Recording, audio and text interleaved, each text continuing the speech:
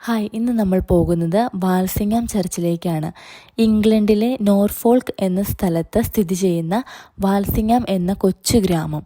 അവിടെ mother Mary 1961 പ്രത്യക്ഷപ്പെടുകയും അവിടെ ഒരു ദേവാലയം വേണമെന്ന് ആവശ്യപ്പെടുകയും ചെയ്തു. ആ ദേവാലയത്തിന് ഇന്ന് ഒരുപാട് തീർത്ഥാടകരാണ്. എല്ലാ വർഷവും ഒരു ദിവസം അവിടെ മലയാളികൾ പെരുന്നാൾ നടത്താറുണ്ട്. അന്നേ ദിവസം ഇംഗ്ലണ്ടിലുള്ള എല്ലാ പള്ളികളിൽ നിന്നും തീർത്ഥാടകർ അവിടെ എത്തുകയും വളരെ ഭംഗിയായിട്ട് തന്നെ പെരുന്നാളും പ്രദക്ഷിണവും എല്ലാം ആയിട്ട് അവിടെ ആഘോഷിക്കാറുണ്ട്. അപ്പോൾ ഇത്തവണത്തെ പ്രദക്ഷിണവും പെരുന്നാളും കൂടാൻ ഞങ്ങൾക്കും അവസരം കിട്ടി. ഞാനപ്പോൾ എൻ്റെ ഫ്രണ്ട്സിൻ്റെ എല്ലാം കൂടെയാണ് പോയത്. ഒരുപാട് ആളുകളുണ്ടായിരുന്നു, പല പല സ്ഥലത്തു നിന്നുള്ള ആളുകളുണ്ടായിരുന്നു. അപ്പം ആദ്യം തന്നെ അവിടെ ഒരു കുർബാന ഉണ്ടായിരുന്നു. അതിനോടനുബന്ധിച്ച് തന്നെ പ്രദക്ഷിണവും ഉണ്ടായിരുന്നു.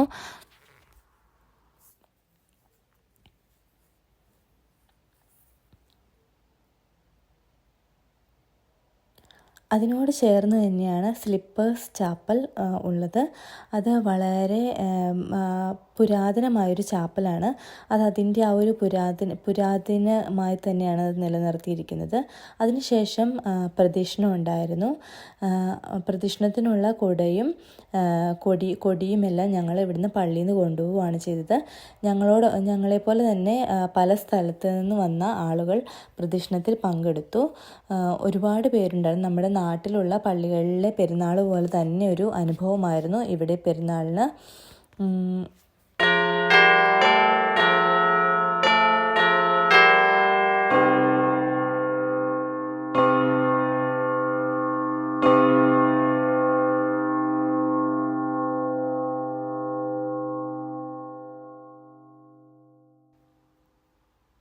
ഒരുപാട് പേര് അവരുടെ നിയോഗങ്ങൾ സമർപ്പിച്ചുകൊണ്ട് ചെരുപ്പ് ധരിക്കാതെ ഈ പ്രദക്ഷിണത്തിൽ കൂടാറുണ്ട്.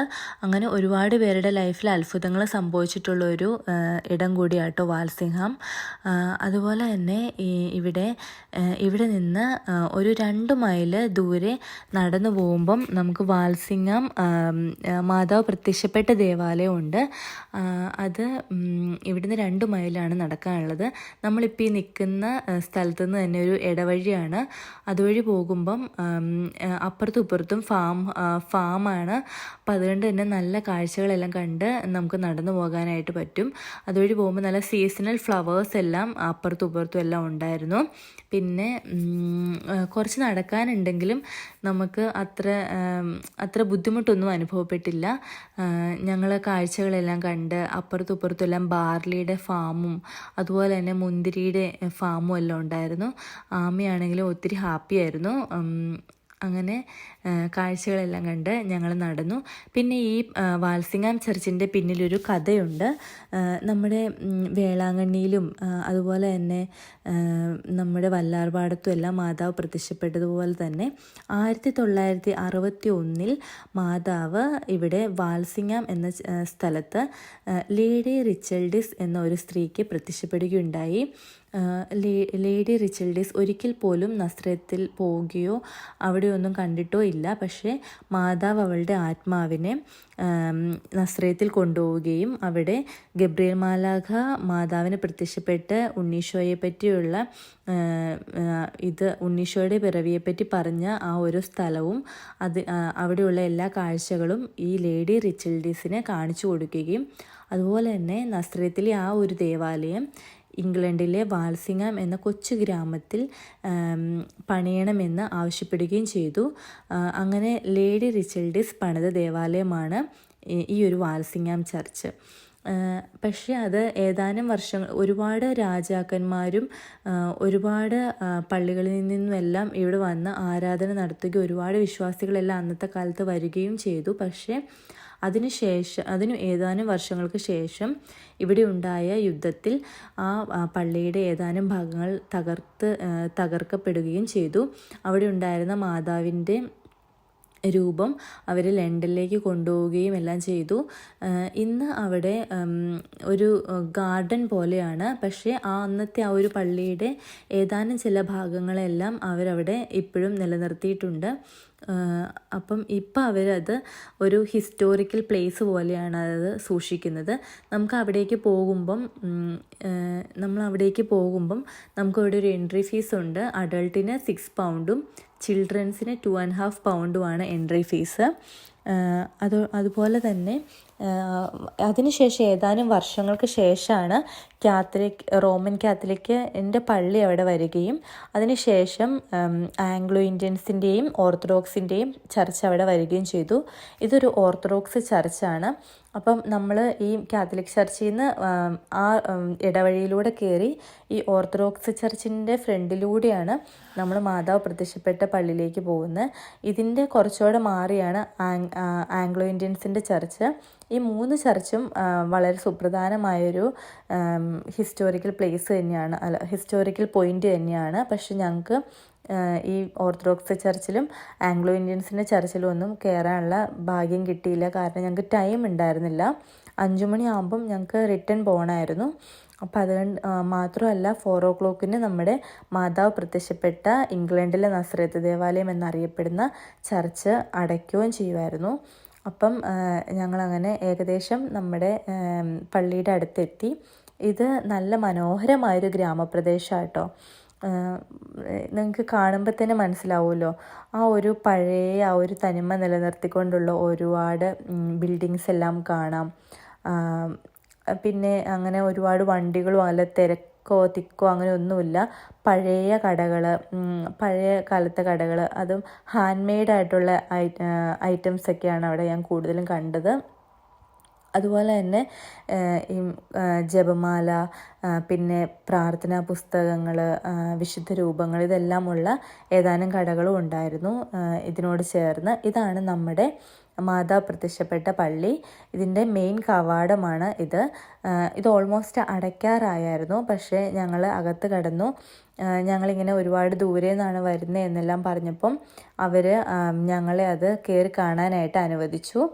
ഇതിന് എൻട്രൻസ് ഫീസ് ഉണ്ട്. പക്ഷെ ഞങ്ങളുടെ നിന്ന് അവർ എൻട്രൻസ് ഫീസ് ഒന്നും മേടിച്ചില്ല.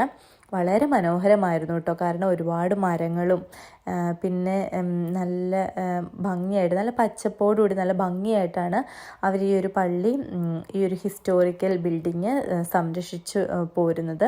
ഇവിടെ ഒരുപാട് അത്ഭുതങ്ങൾ നടന്നിട്ടുണ്ട് കേട്ടോ. പ്രത്യേകിച്ചും ഹെൻറി രാജാവിനെല്ലാം ഒരുപാട് അത്ഭുതങ്ങൾ ഇവിടെ സംഭവിച്ചിട്ടുണ്ട്. പിന്നെ ഒരുപാട് തീർത്ഥാടകർക്ക് ഒരുപാട് അവരുടെ നിയോഗങ്ങളെല്ലാം സാധിച്ചു കിട്ടിയ ഒരു പുണ്യഭൂമിയാണ് ഇത്. ഞങ്ങളവിടെ ഒരുപാട് സമയം അവിടെ സ്പെൻഡ് ചെയ്യാൻ തോന്നിപ്പോയി. പക്ഷേ ഞങ്ങൾക്ക് 2 മിനിറ്റായിരുന്നു അവർ അലോ ചെയ്തിട്ടുണ്ടായിരുന്നത്. പക്ഷേ ഞങ്ങൾ 2 മിനിറ്റിൽ കൂടുതൽ അവിടെ സ്പെൻഡ് ചെയ്തു. ഞങ്ങളും അവിടെ ഒരുപാട് നിയോഗങ്ങളെല്ലാം സമർപ്പിച്ച് പ്രാർത്ഥിച്ചു.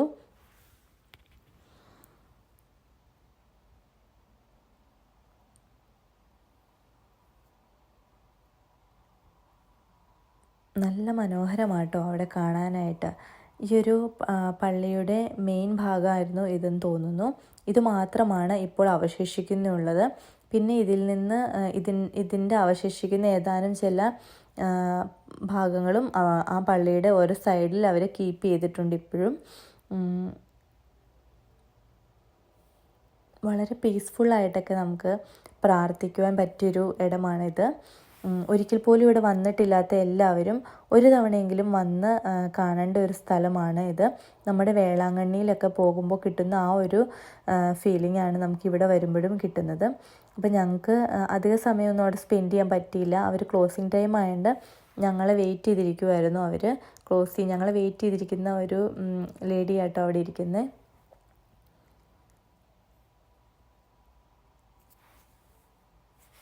ഒരുപാട് സീസണൽ ഫ്ലവേഴ്സും പിന്നെ ട്രീസും എല്ലാം ആയിട്ട് അവിടെ വളരെ ബ്യൂട്ടിഫുള്ളാണ് നേരിട്ട് കാണുമ്പം.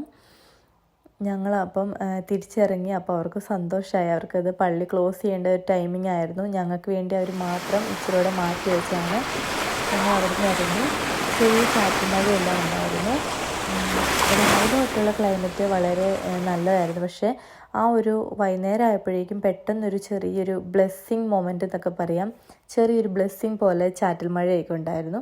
ആ ഒരു ചെറിയ മഴയെല്ലാം നനഞ്ഞ് ഞങ്ങൾ അതിൻ്റെ ഇടയിലൂടെ പോയി.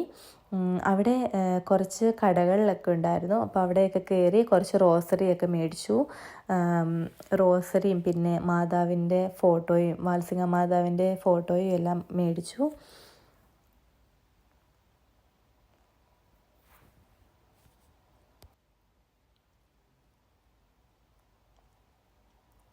അവർ ഗേറ്റ് അടച്ചായിരുന്നു, മെയിൻ എൻട്രൻസ് അടച്ചായിരുന്നു. പക്ഷേ ഞങ്ങളെ കണ്ടപ്പോൾ പിന്നെ അത് തുറന്നു വന്നു. ഏതായാലും ഞങ്ങൾക്ക് ഒത്തിരി സന്തോഷം തോന്നി. കാരണം ഞങ്ങൾക്ക് ക്ലോസിങ് ടൈം ആണെങ്കിലും ഞങ്ങൾക്ക് അതിനകത്ത് കയറി കാണാനുള്ള അവസരം തന്ന മാതാവിനോട് ഒരുപാട് നന്ദി പറഞ്ഞുകൊണ്ട് ഞങ്ങളതിൻ്റെ കവാടം തുറന്ന കവാടത്തിനുള്ളിലൂടെ ഇറങ്ങി. വഴിവീഥികളിലുള്ള എല്ലാ കടകളിൽ ഞങ്ങൾ കയറി ഇറങ്ങി കേട്ടോ. വളരെ രസകരമായിരുന്നു. ഒത്തിരി കാഴ്ചകളെല്ലാം കണ്ടു. മനസ്സ് നിറയെ സന്തോഷത്തോടുകൂടി തിരിച്ച് ഞങ്ങൾ പോവുകയാണ്. ഇനി ഒരുമാതിരി ഒരു 2.5 മൈൽ കൂടി യാത്രയുണ്ട്. അത് നടന്നു വേണം പോവാൻ. അങ്ങനെ ഞങ്ങളുടെ ട്രിപ്പ് അവസാനിച്ചു.